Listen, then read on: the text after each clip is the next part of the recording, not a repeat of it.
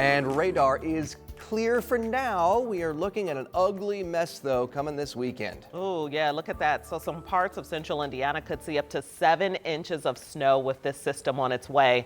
And those snow totals will change a lot depending on where you are. Angela Buckman is here to break down this complicated forecast, also including some sleet, maybe some ice, huh? Yes, and that would dramatically change snowfall potential. Where we get sleet and ice mixing in, where we may have some dry air mixing in. It is an hour by hour changing weather pattern, especially as we get into Sunday and Monday. So best advice, stick with us as we head into the upcoming weekend. We are tracking this winter storm. And this is an early look at snowfall potential with a good part of central Indiana in that range of 4 to 7 inches, maybe a little more in a few places. We have adjusted this south just a little bit based on the latest data. We get data, by the way, every 6 hours, and as we get closer to the storm, we'll get updates every hour, so you do need to check back with us. What would change that snow map that I just showed you? A track shift, so that it moves north, so will the higher snow. Dry air, does that eat away at the snow as it arrives? The snow mixes with sleet or freezing rain. That would lower the snow totals. What you do need to know, all of central Indiana under a winter storm watch for Sunday into Monday, and there are now warnings lined up out to our west. We most likely will see this watch upgraded to a combination of a winter storm warning and a winter weather advisory. More to come in the full forecast. Angela, thank you. And road conditions could be challenging this weekend as the snow begins to fall. That's why INDOT and Indy DPW are getting crews ready to hit the roads early to keep you safe. Our Karen Campbell's live downtown tonight with a look at how both the city and the state are getting ready. Hi, Karen.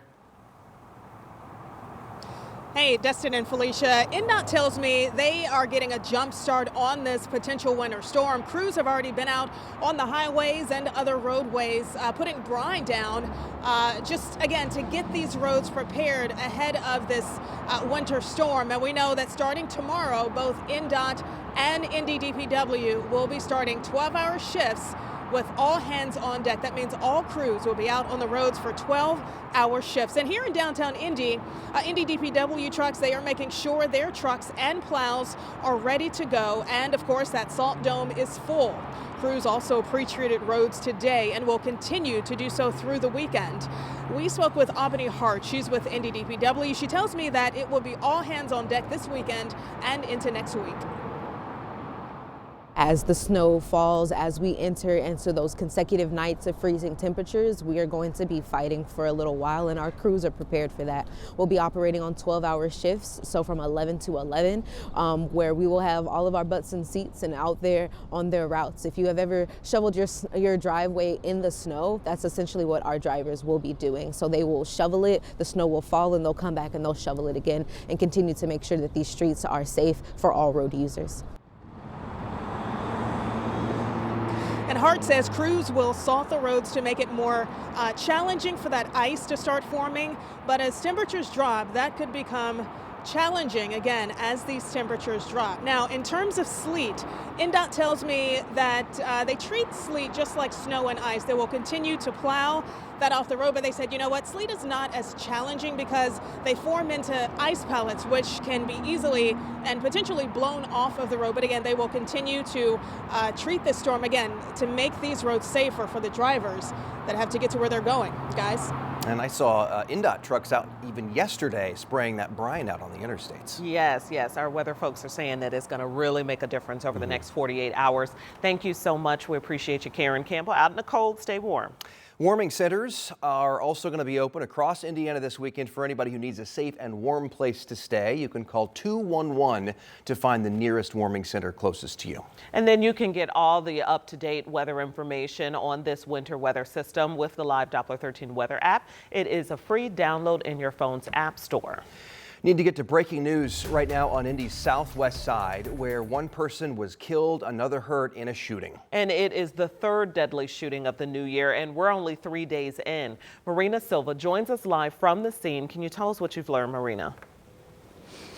Dustin and Felicia, we are here on Howard Street, the 1800 block of Howard Street. I'm going to step aside to show you, police are still investigating what happened. So we do know that one person is dead and one person has been taken to the hospital in critical condition.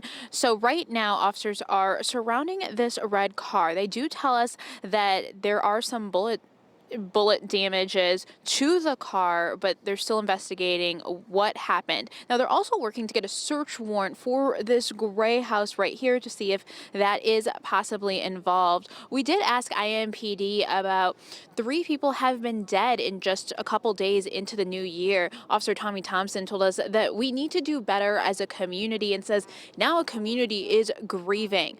So once again, to recap, they're investigating here on Howard Street what led up to 1 person dead, 1 person in critical condition at the hospital. Right now, they don't have any persons of interest or suspects in custody, but they are asking the community to look at their doorbell footage, or if you know something, say something, and to contact IMPD. But for now, reporting on the southwest side, Marina Silva, 13 News.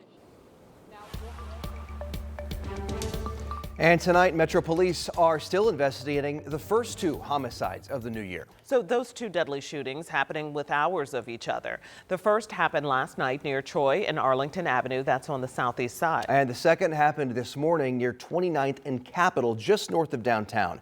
A Marion County reporter Lauren Kostick has the very latest on last night's triple shooting and the suspected reason behind it. Metro Police say this is the home where that triple shooting occurred Thursday night after what they call a gun sale gone wrong. Now detectives are trying to figure out who were the suspects and who were the victims.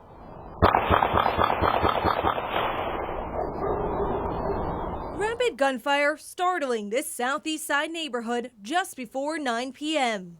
Occasionally we hear cops over here, but really it hasn't been too bad. So I feel like this is just, I don't know, maybe a deal gone bad.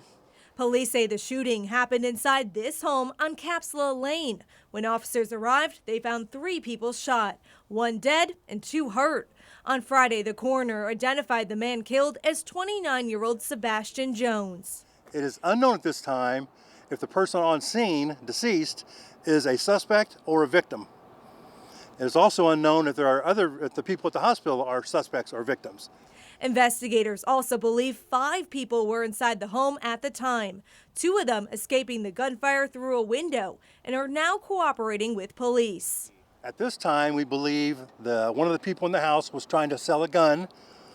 Either 1 or 2 people showed up, they got into an argument, and those people started fighting and gunfire erupted. The shooting also marks Indy's first homicide of the new year. So far, no arrests have been made as police work to determine who is responsible. IMPD said multiple people were interviewed about this investigation and later released Thursday night. Detectives also seized several guns from the home as evidence. In Indianapolis, Lauren Kostick, 13 News. Lauren, thank you. And Metro Police are also investigating a deadly shooting on the near north side. Police were called to Capitol Avenue near 30th and North Meridian Streets around 4:15 this morning. They found a man who had been shot. He died at the scene. The Marion County Coroner's Office identified him as 53-year-old Charles Arnold Jr., and a person of interest was detained at the scene, but police later determined he was not involved. Now, anyone with information on either of these crimes can contact Crime Stoppers. Here's the number here, 317-262-TIPS, and you do not have to give your name. And now to new information we've learned today about a boy found dead just days before Christmas. The 7-year-old's father, along with his girlfriend, are now facing several felonies in connection to his death. Now, right now, the 2 are sitting in the Marion County Jail on a $100,000 bond. Both not only face neglect charges resulting in death, but also criminal confinement, battery resulting in death, and endangering a child. Now, this comes after it's believed the 2 beat, starved, and locked the boy in a room for several months. And the Marion County prosecutor says the charges they face now are likely to change as the investigation continues. We know in May that we had a relatively healthy child, and so what happened between May and December, and that's when you're relying on the medical records, but you're also relying on the eyewitness testimony to kind of fill in those gaps to help us better explain what exactly happened with this child. When Mears was asked if the two could potentially be charged with murder, he says yes. And ahead at 6, our Chase Howell explains if anyone else could be held responsible for the death of this little boy. A manhunt continues this afternoon as state police search for the man they say shot a county sheriff's deputy overnight. Let's show you where this happened. It started just before 1 o'clock. Down in Orange County at State Road 56 and US 150. That's north of West Baden, northeast of Jasper. State police issued what's called a blue alert as they search for Austin Scheppers. This is a picture of him. ISP says Scheppers is 5 feet 7 inches tall, weighs about 150 pounds, has brown hair, hazel eyes, and you can see that tattoo of a cross under his left eye, and other tattoos around his neck. Troopers say Scheppers is likely armed, and anyone who sees him should call 911 right away. The deputy who was injured was taken to a Louisville hospital. So far, no word on his condition. Of course, we'll let you know just as soon as we find out.